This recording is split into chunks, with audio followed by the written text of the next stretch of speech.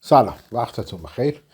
خوش اومدید به اپیزود 57 پادکست شبنامه‌های یک مدیر و اپیزود 57 رو با هم دیگه میشنویم و میریم جلو. یه ذره امشب لحن من فرق میکنه، دندون درد شدید داشتم من تا با لیدوکاین خودم رسوندم. یه ذره شلتر صحبت میکنم، عذرخواهی میکنم. سر الان یه بحثی رو امروز من داشتم با واژه دوست داشتنی به اسم مشتری و اصلا همین که داشتم بحث میکردم با مشتری و صحبت میکردم، گفتم بذار پادکست امشب راجع به یکی از نگاه ها، یکی از روی کردم نسبت به مشتری داشته باشم و امشب درباره مشتری صحبت بکنیم. یه پاساژ وسط تولید محتوا داشته باشیم. ببینید، مشتری کسیه که بیزینس ما رو نگه میداره. اصلا رمز بقای یک بیزینس کسب درآمده و کسب درآمد قطعا توسط مشتری شکل میگیره و باید مشتری داشته باشیم. کسب و کاری که مشتری نداشته باشه اصلا اسمش کسب و کار نیست، اصلا نمیمونه. مشتری خودش از دست بده، این کسب و کار دیگه اصلا محکوم به فنای، محکوم به از بین رفتن. منتها یه چیزی که هست اینه که چجوری باید مشتری داشته باشیم، چجوری باید مشتری مداری بکنیم و تا چه حدی با مشتری راه بیاییم و تا چه حدی با مشتری راه نیاییم. این فرمول نداره. من کلا اعتقاد دارم هیچ چیزی فرمول نداره، باید فرمولش رو خودمون کشف بکنیم.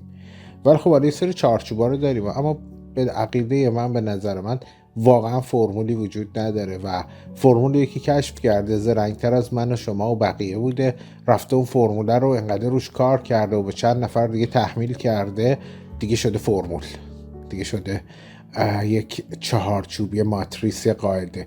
ولی به نظر من تو هر بیزینسی کاملا متفاوت.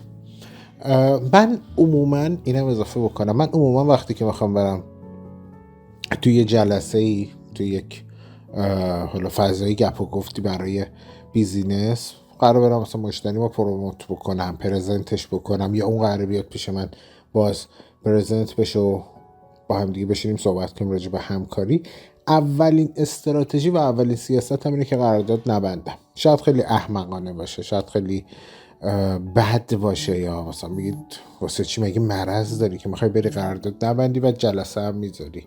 میگم آره، باید این کار کرد.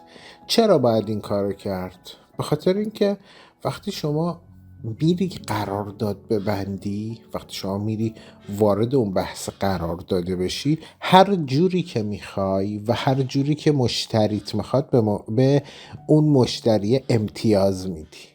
این هیچ اشکالی نداره، اصلا مذاکره یعنی امتیاز دادن و امتیاز گرفتن.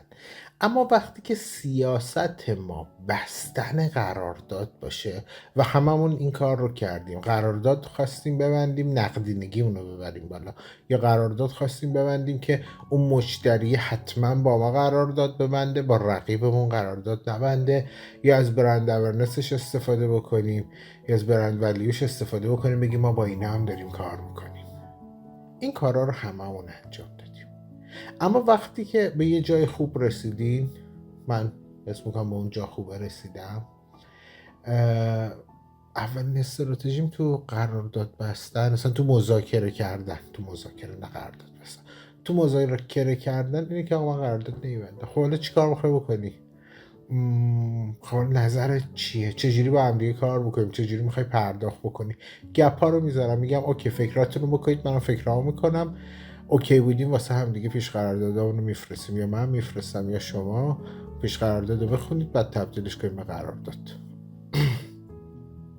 ما بازار تشنه ای رو تو خیلی از حوزه ها داریم. این دروغه که بازار نیست. بازار نیست، ما میگم واسه کاسبای پاساژ و مال و یه سری کاسبای کنار خیابون و یک سری کاسبای خیابونی کنار خیابون میشه دست فروشی. بازار نیست اینه واسه این آدم هست. بازار نیست واسه اون بازاری است. ولی اونی که مارکت داره و در تعامل، حالا دفتر داره، دستک داره، چرا مارکت خودش رو داره؟ اصلا اگه مارکت نداشته باشه دفترش رو باید جمع بکنه. حالا وقتی میری واسه جلسه، هولی له میزنی برای اینکه قرارداد ببندی یا اینکه نه خیلی ریلکس باش؟ چون منی که اومدم با شما قرارداد ببندم قطعا دنبال منافع خودم هستم و شمایی که میخوای با من قرارداد ببندی باز قطعا دنبال منافع خودتی. من به عنوان پیمانکار، به عنوان مجری، حالا مثلا نمیدونم، مجری یک بحث پرسونال برندینگ، مجری تولید محتوا، مجری یک مشاوره برندینگ، قطعا پول میخوام که این کار رو انجام بدم. و شما هم قطعا چی میخواین؟ محتوای بهتر میخواین، برندینگ بالاتری رو میخواین، دقت توی پرسونال برندینگ و زود بازده بودنش رو میخواین. شما پول میدید، یه نتیجه رو میخواین، من پول میگیرم که به اون نتیجه شما رو برسونم، یا بالعکسش. اوکی، من پول میدم که از شما یک محصولی رو بخرم. ببینید این داد و ستده خیلی خوبه، اصلا باید داد و ستد تو بیزینس باشه، اما چجوری این کار رو انجام بدیم خیلی مهمه. حالا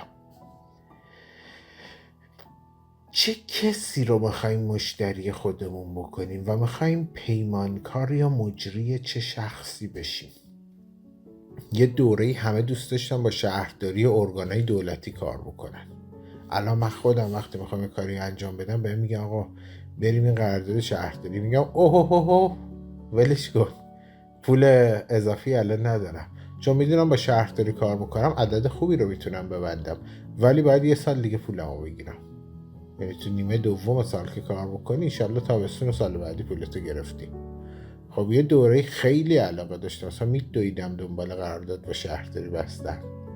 الان نه، الان میگم پول اوکی میدید، اصلا نمیپرسم قرارداد چیه، فیلم برداری، عکاسی، تولید محتوا، مشاوره است، چیه اصلا مهم نیست، کارا رو ما که انجام باید بدیم، چشم انجامش میدیم، پولو به هم بگید کی میدید. بعد حالا میریم صحبت میکنیم چقدر پوله، اصلا این ورسان پیش قرارداد دارید؟ نه، در شکل عمومیش پیش قراردادی وجود نداره. خب اوکی، حالا کار چیه؟ یه زمانی سازمانهای دولتی و شهرداری خیلی مهم بود بتونی باهاشون کار کنی و اصلا بازار رقابتی وحشتناکی داشت. الان نه، بازار رقابتی رو داره، اون تو واسه کسایی که جویای این بازاره هستن. واسه من یا مثلا آدمای هم نسل من که کار کردیم با شهرداری و سود و ضررش رو دیدیم، سودم داشته قطعا، دیگه جذاب نیست. یا یه زمانی همه دنبال این بودن برای صدا سیما تلفیلم بسازن، فیلم های 90 دقیقه‌ای بسازن. الان فراری همه، نه به خاطر مسائل سیاسی، به خاطر نوع پول دادن. اوکی؟ ما یه خدماتی میدیم، یه بیزینسی داریم، یه محصولی داریم، مشتری انتخاب میکنه که با ما کار بکنه. مثلا ما تولید کننده ماشینیم، ما تولید کننده لوستر هستیم، مسئولیت چوبی داریم. اما از اون طرف مشتری که اومده، آیا من هم حق انتخاب دارم؟ بهتون میگم 100% حق انتخاب دارید. یه مشتری میاد میگه آقا من این مثلا لوستر شما رو میخوام، میگه خب قیمتش شده 1 میلیون تومان، بعد 1 میلیون پرداخت میکنه میره، تمام. یه وقتی مشتری میاد میگه که من اینو میخوام، لوستر رو میخوام، بعد بهش میگه 1 میلیون تومان، حالا شروع میکنه به چونه زدن، میگه من 600 تومان میخوام. خب شما میتونی بدی بهش، میتونی هم بگی نه نمیده. پس اینجا مشتری تو انتخاب کردی، نخواستی این خانم مشتری بشه، حالا قور بزنه، ناراضی بره بیرون، فوشت هم بده، نمیخوای. یه وقتی اصلا میگه مشتری میاد قیافش رو میبینی، از قیافه مشتری خوشت نمیاد. امروز با خانومت، با همسرت، با شوهرت دعوت شده، مشتری میاد میگه این کارو بکن، میگه انجام نمیده، اصلا برو بیرون، ما کار نمیکنی. یا رفتارهای بدتر از این مشتری رو راهی میکنی بره. خوبه، من میگم خوبه، حالا کاری به مشتری مداری احترام گذاشتن به مشتری ندارم، ولی باید یاد بگیریم که همونطور که مشتری بین این همه آدم مثلا برای کاشت ناخونش یا رنگ موش یا برای تولید یک قطعه صنعتیش ما رو انتخاب کرده و میاد سمت ما هم به عنوان پیمانکار، به عنوان بیزینسمن، به عنوان مجری حق انتخاب داریم و باید حق انتخاب داشته باشیم. یعنی شما به راحتی میتونید به این مشتری بگید باید کار نمیکنم، آقا پول میپره، بذار بپره. وقتی میدونی اون مشتری درد سر داره، وقتی میدونی اون مشتری سوهان روحه، هر چقدر که از این کار سود بکنی باید پول قرص حساب بدی. پس دوستانه، رفاقتانه، به عنوان یک مدرس، به عنوان یک مشاور بهتون میگم تو قرارداداتون حتما جای در رو بذارید. اگه این شرایط اوکی نشد من میام بیرون، اگه این اتفاقا بیفته من میام بیرون. از این شرایط داشته باشید. همینطور که مشتری یکی از حقای طبیعیش اینه که اگه این کار رو انجام ندادی قرارداد کنسله. چرا من فروشنده، چرا من پیمانکار همچین چیزی واسه خودم نذارم؟ عموما تو هیچ قراردادی این نیست. نهایتا اینه که اگه پول ندادی من از قرارداد میام بیرون. خب پول میده، ولی اگه شرایط مهیا نکرد چی؟ اینو میخوایی چی کارش بکنی؟ مثلا یکی از بخشایی که ما توی تولید محتوا داریم اینه که آقا محتوای متنی با شماست یا نه محتوای متنی رو ما می نویسیم، بیس محتوای متنی یا بیس کانتنت با خودتونه. شما باید بگین چی کار میخوایم بکنید، چون من ممکنه در آن واحد با 2 نجار کار بکنم و این نجارها دیدگاهشون اتفاقا یکیه، جفتشون مسنوجات چوبی تولید میکنن. منتها محتوای جفتشون رو یکی بنویسم، یا محتوای اینو با یه سری تغییرات بدم با اون، محتوای اونو با یه سری تغییرات بدم به این، نه انسانیه، نه شرافتمندانه است، نه درسته. میام باشون صحبت میکنم، میگم خب با چه چوبی کار میکنی؟ این یکی میگه آقا من اصلا خورده چوبا رو برمیدارم کنار هم دیگه میچسبونم میشه یک اثر هنری. میگم آها این خیلی خوبه. با اون یکی میگه من فقط چوب مثلا بلوط رو استفاده میکنم برای این کار. میگم آها خب خیلی فرق داره. تو بیا راجع به چوب بلوط و لاکچری بودنش صحبت کن و اون نفر اول بیاد راجع به دورریزهای چوبی صحبت بکنه که از دورریزهای چوبی چه چیزایی میشه پدید آورد. فرق داره. این قضیه تولیده کاملا متفاوته. حالا بحث من اینه که حالا بغیر راه در رو گذاشتن اینها، مشتریتون رو انتخاب بکنید. مشتری همونطور که حق انتخاب داره، فروشنده یا پیمانکار هم حق انتخاب داره. اگه میبینید یه جایی مشتری واقعا داره آزار میده، اذیت میکنه، استوب. امروز هم اتفاقی که مشتری خیلی آزار و اذیت میکرد، هرچی میگفتیم چشم حتما انجام میدیم. بعد دیگه داشت سواری میگرفت. البته اینم بگم دیگه، من قراره اینجا صادق باشم، یکی از چتاشون هم واسه ما فوروارد کرده بودن، تو چت نوشته بود عجب خریه. حالا به خودم میگفت اشکال نداره، ولی به یکی بچهای تیمم گفته بود. و وقتی تیم بسازی از این جمله شعاریه نه که بچه های تیمم عین اعضای خانواده من، هر کی اینو بگه میگم غلط کردی. نه این اعضای خانواده نیست، خدا وکیل دروغه. ولی من میگم یه جاهایی انقدر اینا عزیزتر از اعضای خانوادن که حد نداره، یه جایی هم نه نیستن. ولی خب به یکی بچه ها گفته بود و راستش هم بگم دیگه من عادت ندارم دروغ بگم یا بپیچونم. نمیدونم به طرح کی و به کی همچین حرفی رو زده بود. گفتم باید کار نمیکنم، چون تو آدمی، ما خریم دیگه، با خرا کار نکن، برو با آدم ها کار کن. انشالله که این روشی که تو داری انسانی باشه. خیلی راحت من از قرارداد میام بیرون، یعنی خیلی راحت میگم من دیگه کار نمیکنم. یا مثلا یکی میگه ما فعلا یه ذره همکاریمون رو استاپ کنیم، میگم کلا استاپش کن. یه ذره استاپ کنیم چیه؟ یا کار میکنی یا کار نمیکنی دیگه. یه ذره کار بکنیم که نداریم. خیلی خوبه. یه جمله آقای احد عظیمزاده داره، حالا فانش هم گرفتن دوستان توی اینستاگرام، میگه مشتری ولی نعمت ماست. چند تا نصیحت برای پسرش داره ایشون، اونا هم باحاله، با لهجه شیرین آذریش میگه. مشتری رو باید روی چشممون بذاریم، مشتری رو باید عزیز بدونیم، مثلا باید مشتری مداری بلد باشیم. اما هیچ وقت هیچ کسی نگفته پیمانکار مداری، هیچ وقت کسی نگفته هوای پیمانکار یا مجری یا فروشنده رو باید داشت. اونی که کار انجام میده دیگه، خب اون اگه بد انجام بده، اگه با انرژی انجام نده، اگه بپیچونه تو انجام دادن، کاری که میخواد دست مشتری برسه آشغال تحویل داده میشه و دقیقا همون مباحث مشتری مداری برعکسش داره اتفاق میفته. یعنی به مشتری کار خوب با کیفیت و عالی نمیرسه. مشتری در هر صورت از ما بهترینمون رو میخواد، در هر صورت از ما ایدئال خودش رو میخواد.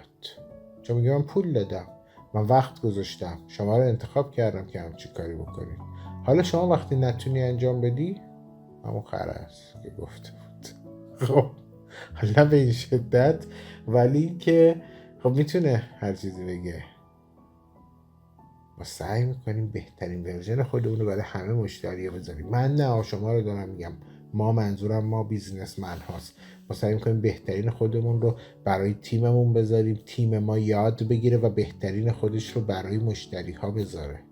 ولی وقتی که میبینیم یک مشتری نمیخواد کار بکنه یا اصلا مشتری توی عالم دیگه واژه های دیگه رو جای کار متوجه میشه، خب خیلی راحت استاپ. یا حتی من میگم قبل از شروع به کار، آقا من با کسی کار میکنم که بتونه انقدر پرداخت بکنه.